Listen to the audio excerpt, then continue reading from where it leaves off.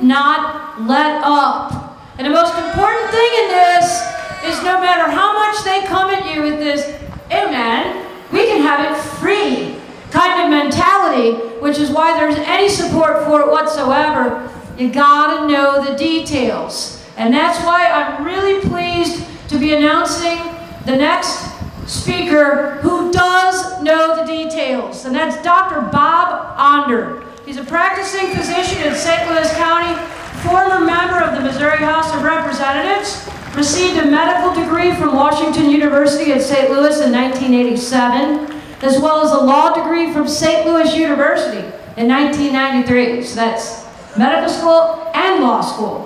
Also an assistant professor at Washington University School of Medicine and a radio host. And if that's not enough to keep him busy, he is also a husband and father of 6 kids. Woo!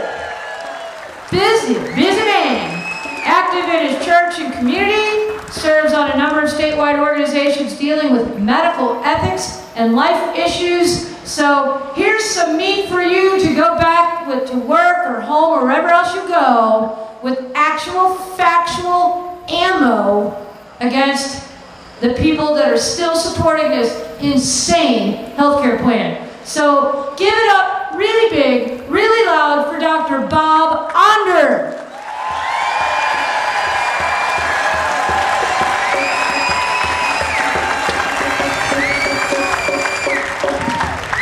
Well, thank you, Diane.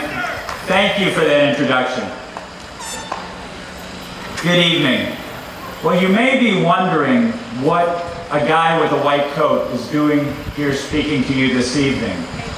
You know, after all, we've heard from our president many times, ad nauseum, doctors are for my plan.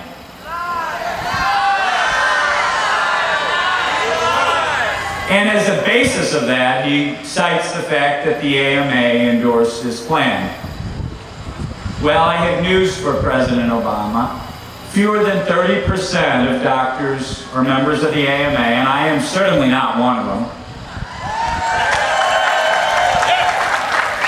And that membership has been declining for decades, in part because of the AMA's left-wing positions on many things.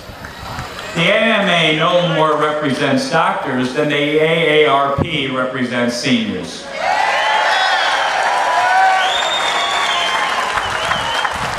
Who also overwhelmingly oppose Obamacare. So when President Obama tells you that doctors support his plan, he lies.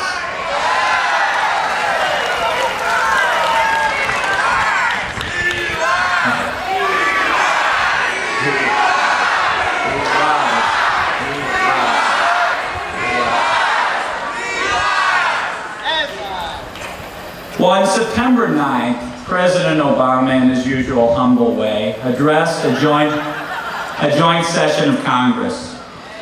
He shared with us his radical vision for the future of American health care. Over time, I've come to realize that the health care debate and the Obamacare debate is about more than health care. It's about more than whether Barack Obama and Nancy Pelosi are allowed to socialize 1/3 of our economy. It's about more than whether your wife with breast cancer gets timely treatment or whether she waits on some government list while her cancer metastasizes. It's about more than whether our taxes will go sky high, maybe even as high as Sweden's or California's. No, as important as those things are, it's about more than that. It's about whether we as a country will, in an almost irreversible way, abandon the idea of freedom. Whether we as a people will abandon our birthright as free Americans and exchange it for the chains of socialism. Mark my words, this is the most important issue on Congress's plate today. Because if Congress passes anything like H.R. 3200 or anything like what President Obama spoke of on September 9th, There will be no going back. Future generations of Americans will depend on government for their health care. We'll all be on Medicaid. And future generations of Republicans will argue with future generations of Democrats about who will be most generous to our socialized health care system. We Republicans will be, and that's what I was when I was in office, will be called the tax collectors for the welfare state, as we've sometimes been called. No, if this bill is allowed to stand, there will be no going back. We must stop this abomination, and we must stop it now.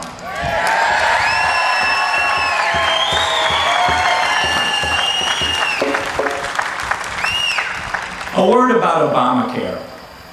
Even without a government option, the employer mandates and the individual mandates in this bill will amount to, over time, government command and control of our entire healthcare system. Obama's healthcare advisory committees will define the essential benefits package. Every plan, your health plan at work, the one you might choose for your small business, the one you might purchase for your family. Every one of those will be dictated and will have to be adequate according to the federal government, or else you will have to pay a punitive tax. Every aspect of what will be covered, what will be paid for by health plans in the United States will be under federal control. You won't get the health insurance you want. You'll get the health insurance they want you to have. So when President Obama says that if you like the health care you have now, you can keep it, he lies.